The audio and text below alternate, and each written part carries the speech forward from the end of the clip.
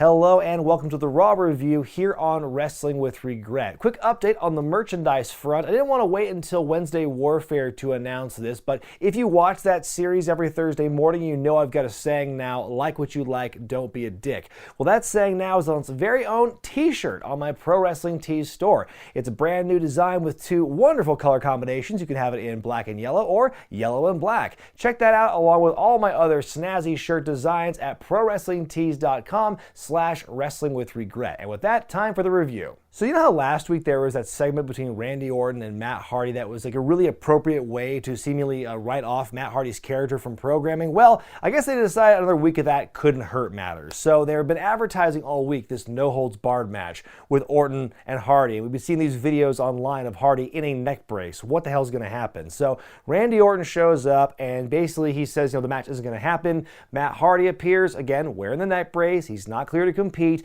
but he repeats that classic phrase that he started uttering when he was first fired from the company in the mid-2000s. Matt Hardy will not die. He makes his way to the ring, still wants answers from Orton. Orton faces off with Matt in the ring and says he's got balls for standing there. He says he respects Matt, says he respects Edge, and that he loves Edge like a brother, and he kind of stammers and says, I'm sorry. He leaves. More confusion, more just like, what is going on in Orton's head at this point? But inexplicably, Matt grabs a chair in the ring. Orton goes back in there, guillotines him over the top rope, hits him with an RKO, beats the hell out of him with a chair, and he takes off the neck brace. Looks like he's going to go for the one-man concerto in the ring, but he has second thoughts. Instead, he puts him up on top of like one of the steel steps and does it there a couple of times, and then he yells out, I'm sorry, angrily before he leaves.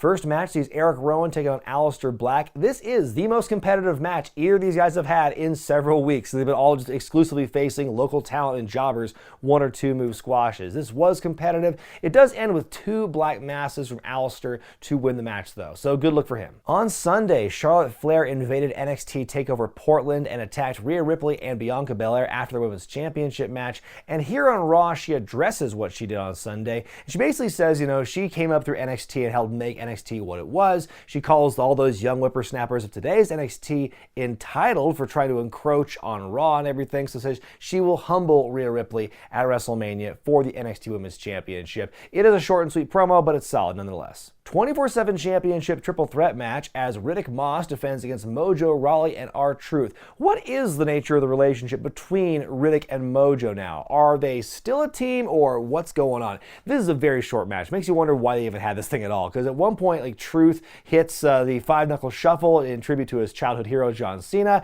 and then Mojo drops him. Then Riddick rolls up Mojo and wins and retains, and he scampers off and everything. Mojo gets in Truth's face, and then Truth takes him out. Pray for Mojo. Again, why is this happening? What is the relationship? Is Riddick still Mojo's offensive lineman? What's going on? They announced the participants for this year's Women's Elimination Chamber match. The winner will face Becky Lynch for the championship at WrestleMania. It's Natalya, it's Asuka, it's the three former members of the Riot Squad, and the obscenely obvious winner in Shayna Baszler. I'm really curious if they're going to try and just tighten up all these loose threads surrounding Liv Morgan and Sarah Logan and Ruby Riot, if they even try at all. But if they do, let's see if they can pull it off. What did he say, Robert John? Oh, don't worry, honey. I know how to fix that. Here it is, the lenses that you are needing. How many times must I tell you not to do that? Drew Mac is set to take on MVP in a follow-up to last week during the VIP lounge when MVP offered his managerial services to McIntyre, but Drew is having none of it. Big Claymore kick in the bump over the leather couch. So Drew comes out and cuts a promo, and he wants everyone to point to the big WrestleMania sign together. That was nice and interactive. Out comes Paul Heyman, who's introducing Brock Lesnar, but that's a false alarm. Heyman does his usual thing where he promises that Brock's going to beat Drew, but Drew strongly protests that statement. Out comes MVP, who has some words of his own. By the way, according to reports, MVP is now a backstage producer for the company. Good for him. So he talks some mess about Drew and says, when I attack you, it's not going to be with cheap shots. And then immediately cheap shots him, which was great. But once the bell finally rings, it is all Drew. It's a squash match, and there you go. But again, it's more Drew looking really strong here. So last week, Shayna Baszler infamously bit the back of Becky Lynch's neck and drilled the blood and everything, and that whole segment spawned a whole bunch of silly takes, for myself included, joking about, oh, is she going to be a vampire now because she drinks the blood and everything?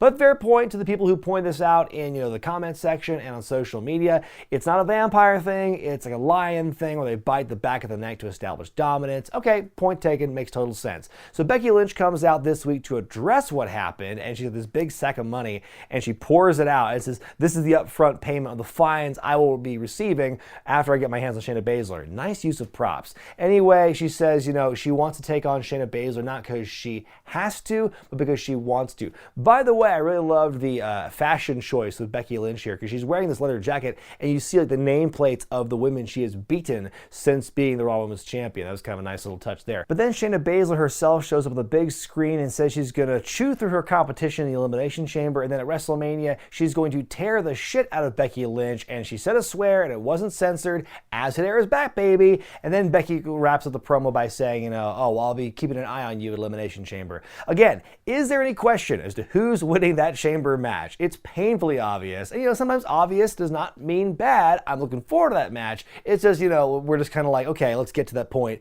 Let's see Shayna destroy people with the Elimination Chamber. That being said, fine promo work by both ladies here. Backstage, we see Angel Garza, Zelina Vega, Lana, and Bobby Lashley talking about their tag team match they're going to be a part of in a little bit. And Lana says it's like a Monday night double date. And then Zelina reminds everyone that no, she and Angel Garza are not a couple. It's simply a business relationship. And then Angel's like, no lady can tie down this lady's man, even though this is the same guy who won the Cruiserweight Championship at NXT and then during the commercial break proposed to his girlfriend, and then they broadcast that proposal after the commercial break. Yeah, no one can tie down that ladies' man.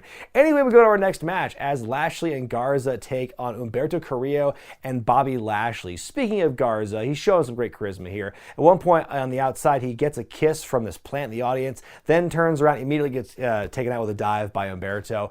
Fans are really digging this match at one point because everyone's getting their shit on the outside. In the end, though, Lashley distracts Rusev, hits him with a Machka kick, but then Angel rolls up Rusev, grabs the tights, and wins for his team. Man, is Rusev's contract up really soon or what? Because this guy's losing a lot of matches. But, Garza's great. The match itself was okay. A couple of big flashy moments here and there. But besides that, not much to speak of.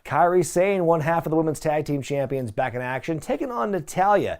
2 weeks ago, it was Natalya and Asuka fighting, and Natalya suffered a shiner in the middle of that matchup here. So kind of a follow-up to that. A match is okay. Near the end, Natalya is knocked outside the ring. Asuka kicks her in the head, knocks her out. So Natalya's counted out. But the best part of this is while the counts go on, you can see Asuka doing this little jig, doing this little dance and everything. How happy she is that Natalya's getting counted out. She is just a delight, is Asuka. So Kairi Sane wins by count out, and the Kabuki Warriors looking strong and devious and oh so mischievous. It's time for a sermon from the man Murphy introduces as the Monday Night Messiah, Seth Rollins. He gets a brand new Titantron with his t-shirt design with a stained glass. I think that was a big missed opportunity to not have the different panels of the stained glass that can shimmer and glitter in the sun and everything. That would be kind of a nice little effect I can add hopefully later. But anyway, Rollins has this promo. Actually, I love the part during his introduction. He's shaking people's hands and Tom Phillips is like, what's the decorum here? Do we kneel? Do we stand for Seth Rollins? What do we do here? So anyway, Rollins, he's cutting this promo. He says, it wasn't my choice to call this a sermon,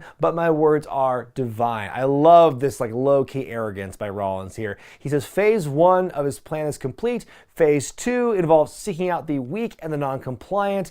Rehabilitate if you can, eradicate if you must. Ooh, so evil sounding words here from Seth. The Viking Raiders run in and they has fight with AOP while Seth and Murphy escape. Lawler with a great line. They didn't even get to the part where they pass out the plate for the offering. And then out comes out of nowhere Kevin Owens with a big stunner to Seth on the stage. And then after that segment, after we come back from break, Seth says backstage they'll have a fight later in the night.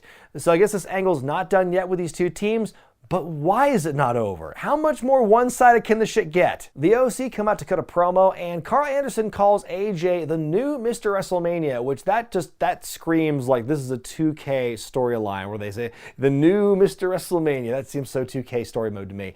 Anyway, AJ puts himself over at the expense of a lot of past and present superstars when Ricochet interrupts, and AJ runs him down saying he's got no chance to beat Brock Lesnar at Super Showdown, and then Ricochet challenges any of them to a match. Anderson accepts on AJ's behalf. So here we go, Ricochet versus Carl. It's a good little match. Rico wins with a big Pele kick out of the fireman's carry to win, and looks strong going into his match next week at Super Showdown. But yeah, it seems to be setting up. The rumor right now is that AJ Styles will be facing The Undertaker at WrestleMania, and when I first heard that news, I'm like, I'm not that excited about that match. But then I remembered, oh wait, 2 years ago, I made a countdown about AJ Styles matches I want to see in this company, and The Undertaker was my number one pick. And I had to go, why did I say that 2 years ago? And then I went back and looked at it, and okay, that makes some sense to me. Obviously, the landscape for AJ now is different than it was 2 years ago, but if you check that video out, and I'll put the link to it right here, you can kind of see what my mindset was going into that match. So if it does happen, I'm open-minded to it at this point at least. Backstage, Liv Morgan cutting a promo. That is the nicest thing I can say about it. It was a promo, but man, was it a bad one. Like, the delivery and her cadence and her inflection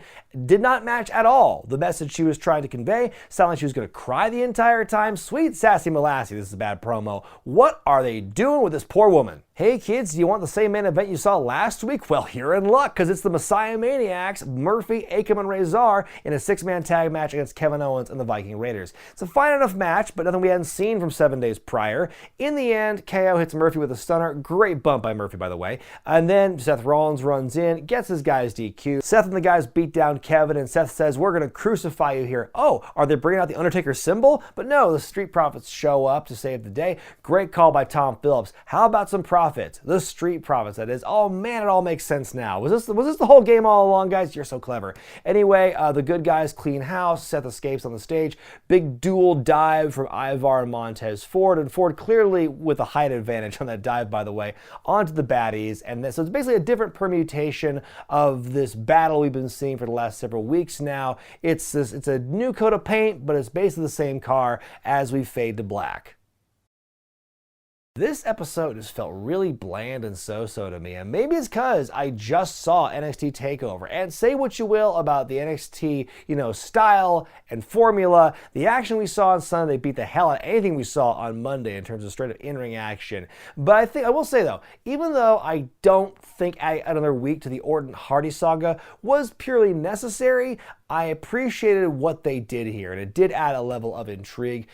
Drew, McIntyre, and Paul Heyman and MVP on the mic, that was kind of fun to see, and Becky's promo and Shayna's counter was also entertaining as well. But if the goal is to build toward Super Showdown, I think they really failed this week with a couple of little mentions here and there. Besides that, not that I'm watching Super Showdown, there's going to be a charity live stream on that same day, more on that later, but it's just, I didn't feel really jazzed about Super Showdown based on what we saw on Raw tonight. Especially, with so many shows before Mania, how are we supposed to care about Mania when there are so many different shows vying for our attention and their promotion? And with that in mind, now is not the time to do a rinse and repeat match that you had in the main event 2 weeks in a row. That to me is just extremely lazy. And, it's like, let's just get some more different things happening on this show. It just felt very repetitive from last week, honestly, last couple of weeks. But let me know what you thought about Raw this week in the comment section below, and be sure to give it a letter grade by going to the iCard in the corner of your screen. I'm Brian Zane, and I'll see you next time.